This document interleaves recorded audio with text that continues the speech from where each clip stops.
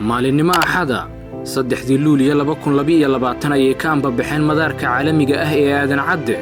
wafdiga madaxweynaha jamhuuriyadda federaalka Soomaaliya mudane Xasan Sheekh Maxamuud oo martiqaad rasmi ah ka helay dhigiisa Turkiye mudane Recep Tayyip Erdogan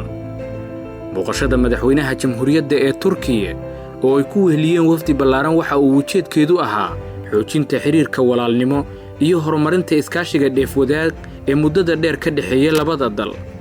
Soomaaliya iyo Turkiye waxa ay wadaagaan xiriir diblomaasiyadeed mid dhaqan dhaqaale oo qoto dheer iyo iskaashi xooggan oo ku aadan dhinacyada ammaanka siyaasadda dhaqaalaha iyo ganacsiga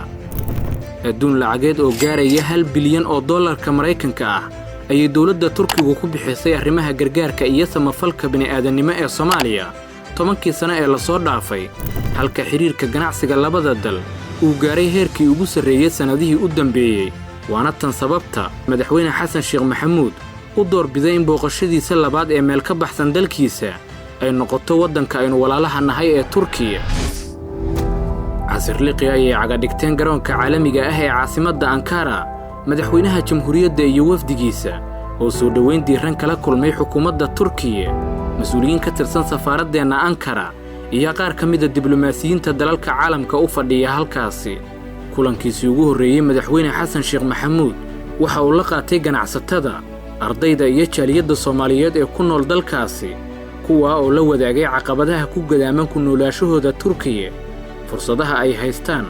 iyo kuwa lagama maarmaanka ay tahay nitaalka diblomaasiyadda ay dawladdu ugu soo dhiciso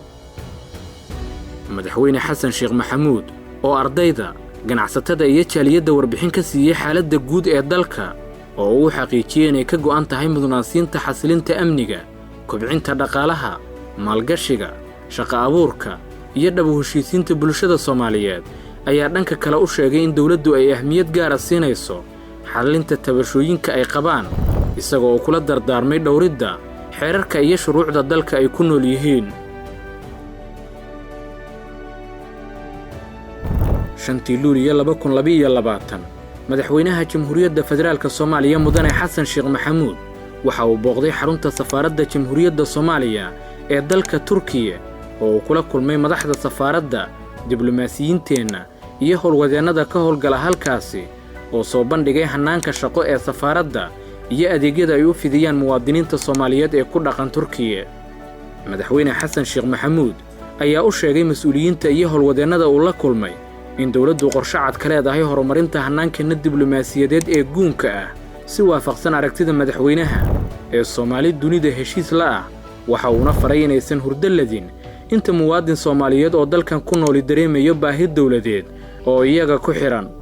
dood cilmiyeed ku qotantay faa'iidada iskaashiga Soomaaliya iyo Turkiye oo ay soo qaban qaabisay mu'assasada siyaasadda dhaqaalaha iyo cilmi baarista bulshada ee SITA laguna casumay madaxweynaha jamhuuriyadda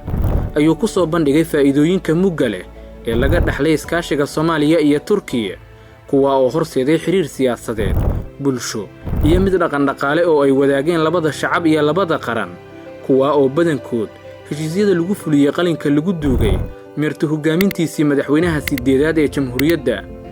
madaxweynaha jamhuuriyadda federaalka Soomaaliya mudane Xasan Sheekh Maxamuud iyo wafdigiisu waxa ay sidoo kale booqdeen iskuulka tababarada kumaandoosta ee ku yaala magaalada Isbaarta ee galbeedka Turkiye halkaasi oo ay tababaro kala duwan ku qaataan cutubyo ka tirsan ciidanka xoogga dalka oo loo diyaarinayo xoreynta iyo difaaca dalka hooyo madaxweynaha oo khudbad dardaaran baraarujin iyo xogsiin isugu jirtay u jeediyay ciidamada ayaa u sheegay in dalkooda iyo dadkooduba sugayaan inay ka dulqaadaan cadowga diidan nabadda iyo dawladnimada Soomaaliya ayna si geesinimo wadan jacayl iyo firfircooni ku dheehan tahay ugu diyaar garoobaan xoreynta dalka hooyo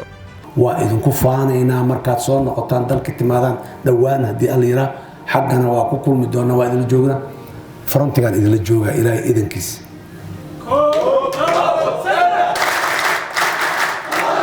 ha noolaato Soomaaliya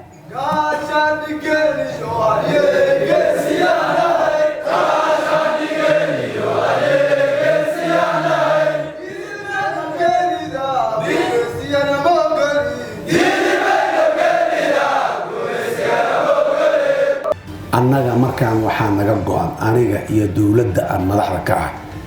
dadka Soomaaliyeed shacabka Soomaaliyeed ii doorteen aniga oo adinkana idinku tiirsan shacabka Soomaaliyeed meel kasta ay joogaan ku tiirsan allana ku tiirsan nimankaas inaan dalka Soomaaliya ka saarno ka baabi'ino ayaa anaga go'aan ah 6 bisha Luulyo 2022 ahna maalintii afraad ee booqashadiisa dalka Turkiga madaxweyne Xasan Sheekh Maxamuud waxaa si milga iyo maamuus sare leh qasriga madaxtooyada Turkiga ugu soo dhaweeyay dhigiisa dalkaasi mudane Recep Tayyip Erdogan soo dhaweyn kadib labada madaxweyne oo yeeshay wada hadal gaar ah iyo mid ay ka qayb galeen xubnaha labada dhinac ayaa isla soo qaaday ajendayaal ay kamid yihiin horumarinta heshiisyada dheefwadaag ee labada dal lana xiriira dhinacyada ganacsiga waxbarashada horumarinta dhaqaalaha iyo iskaashiga amniga Muqdisho iyo Ankara ayaa maalintaas qalinka ku wada duugay heshiis taageero deeq gaar ah kaasi oo ku saabsan maalgelinta iyo isbeddelka cimilada waxaana sidoo kale heshiiskaasi dhigayaa in magaalada Ankara laga dhiso guri ballaaran oo ka jawaabaya baahida safaaraddeena Ankara sida aan la wadaagay walaalkay madaxweyne Erdogan dawladda Soomaaliya iyo dadkeeda waxay u arkaan dalka Turkiga inuu iyo dadkiisuba saaxiibo dhab ah iyo walaalo garab taagan dalkeena Soomaaliya dadaalka aan ugu jirno kamira dhalinta xasiloonida iyo horumarka shacabka Soomaaliyeed walaalaheen Turkiga waxaan abaal weyn uga haynaa taageeradooda agar la'aaneed ee ay ku tayeynayaan laamaha amniga kabka miisaaniyadeenna taas oo kaalin weyn ka qaadata barnaamijka dib u habaynta dhaqaalaha xoojinta xirfadaha dadkeena maalgelinta adeegyada bulshada ee asaasiga ah oo ay ugu horeyso waxbarashada iyo caafimaadka 7 bisha Luulyo 2022 ayuu madaxweyne Xasan Sheekh Maxamuud dib ugu soo laabtay dalka isaga oo ka soo degay garoonka aadan cadde ee caasimadda Muqdisho